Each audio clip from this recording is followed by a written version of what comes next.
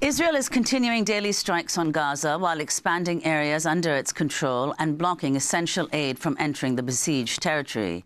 An Israeli airstrike on Wednesday killed the son of Khalil al-Hayya, Hamas's chief negotiator, taking part in indirect talks with Israel.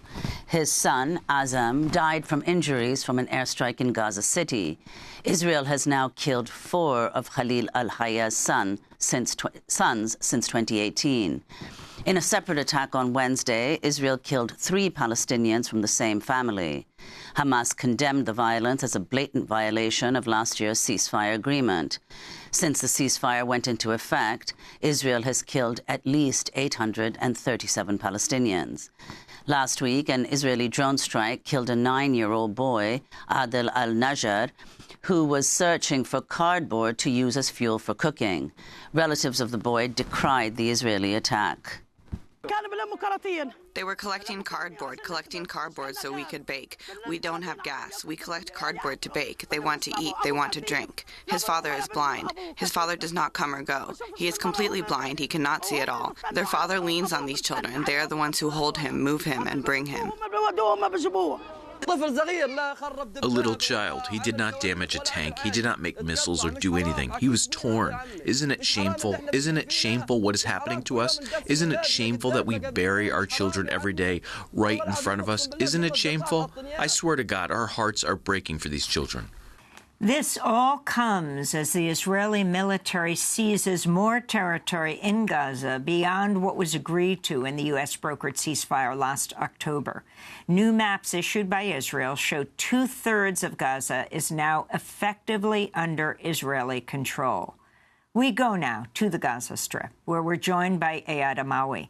He's a representative of the Gaza Relief Committee, coordinator for local NGOs based in Gaza.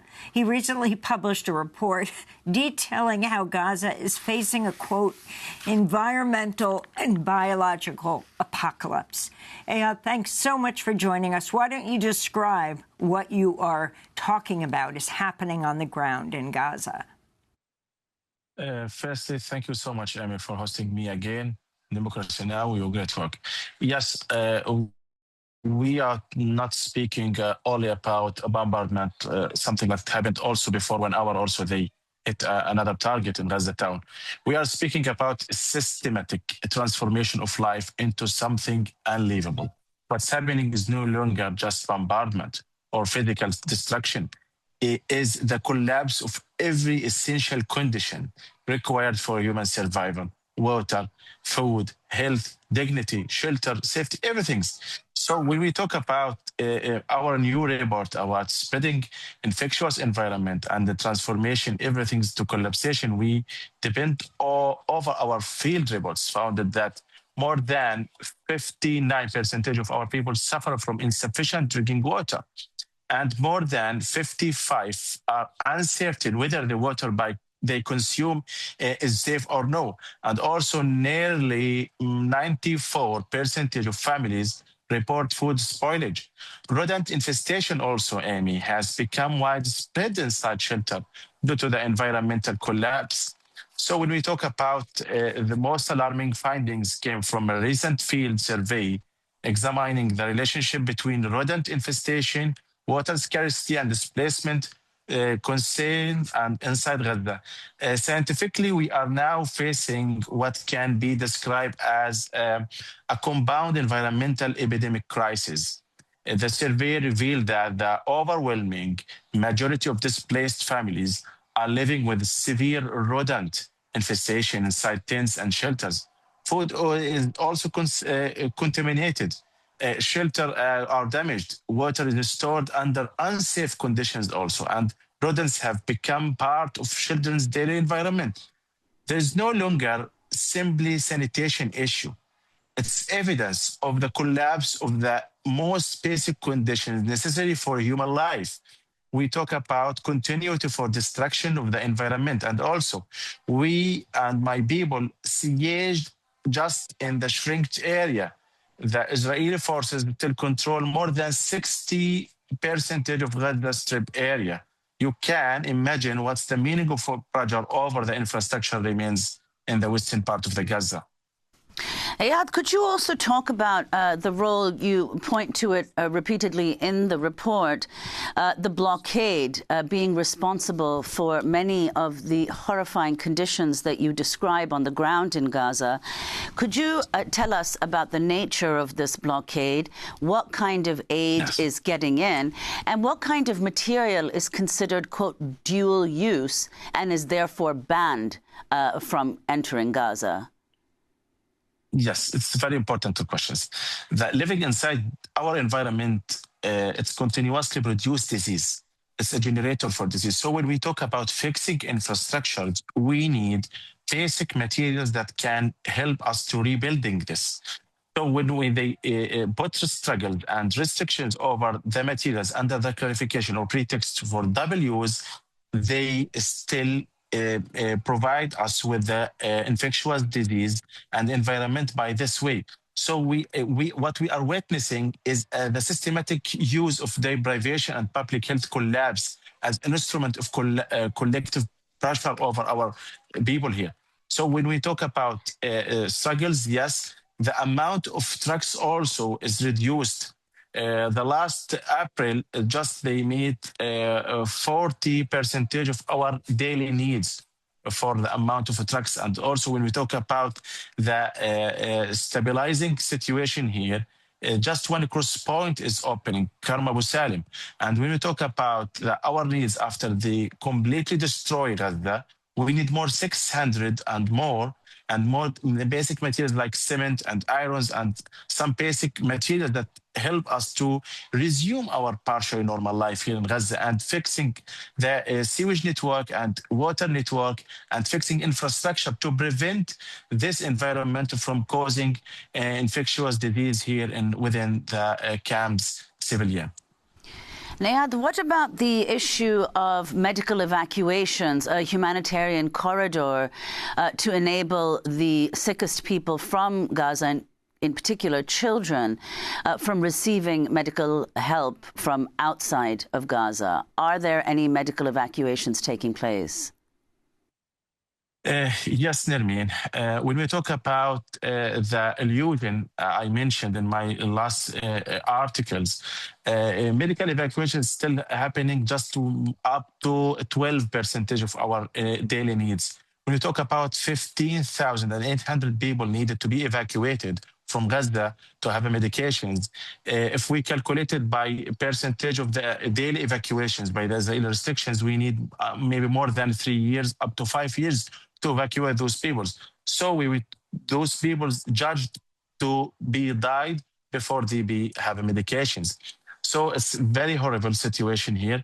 We cannot live in this infectious environment, and they siege us, they strict the siege. Under the security clarifications, nothing tangible happened after the ceasefire agreement is signed here in Gaza. Question of infrastructure in Gaza is concerned. Has any rebuilding started? And just to summarize what the UN has concluded, among other organizations, 84% of Gaza's buildings are damaged, 425,000 housing units destroyed or partially damaged, and 55 million tons of rubble that's blocking municipal trucks. 92% of residential buildings are damaged completely or partially. What is being done, first of all, to clear the rubble? And second of all, are there any attempts at rebuilding? Yes, the main questions and the main answer for all of this issue, why the Israel is still preventing the new Palestinian committee to enter in Gaza to launch the rebuilding process and removing rebels. Until this moment, nothing happened tangibly here. Just a little municipal services reopening some roads, and they prevent the municipal engineer from fixing the drinking water pipelines, especially in the eastern part that is parallel to the yellow line. You can imagine what's the meaning of preventing the municipal services to transfer the tons of waste from the middle of the town to the main space in the Rafah area, that meted our recycling process under the clarification, they still occupy Rafah. And there is nothing here for the rebuilding process under the restrictions they impose over all of the Gaza Strip. And we need the cranes and bulldozers. And most of our municipal machinery is destroyed also. So we haven't the ability to remove rebels and to reopen main roads to facilitate our daily life also. In Gaza City, Palestinians rallied Wednesday in solidarity with the 2 detained activists arrested aboard a Gaza-bound flotilla after an Israeli court extended their detention to Sunday and denied their appeal for release. Protesters waved Palestinian flags, held pictures of the flotilla activists, the Brazilian Thiago Avila, and the Spanish national Saif Abu Keshek, who's also Palestinian. This is Palestinian civil society activist Taysir Mohsen praising the activists. These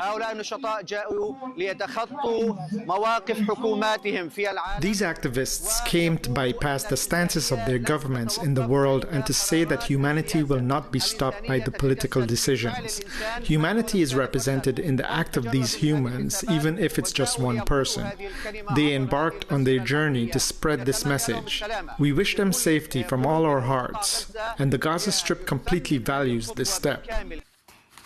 Eyad Amawi, if you can talk about the significance of these solidarity protests, and also if you can share a message from Gaza for these 2 detained activists, Saif and Thiago. Thiago, whose mother died in the last 2 days in Brazil.